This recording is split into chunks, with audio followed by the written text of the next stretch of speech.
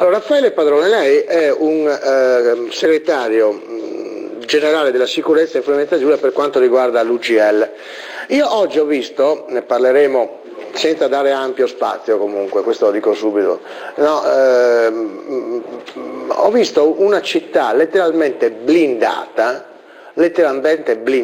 no, per la visita di un ministro. Ho visto e ho percepito ieri che erano proibiti i megafoni su disposizione della questura. Sinceramente, se questa è la democrazia, preferisco andare in Ucraina, detto questo, ma alla fine di tutto, quanto è venuto a costare questo spiegamento di forze a oltre 120 uomini?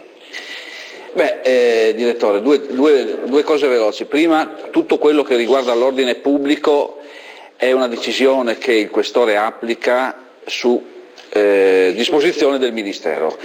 È ovvio che quando io dicevo non attaccate questa signora, non attaccate questa ministro, e quando dico di tante altre persone, perché? Perché questo è il risultato. Allora, quando viene una persona, quando viene un ministro in città, sarebbe buona norma che ognuno che invita si pagasse le proprie spese, cioè se io invito lei a casa mia, io la ospito, giusto? E quindi mi assumo tutti gli oneri per quello che è la buona educazione.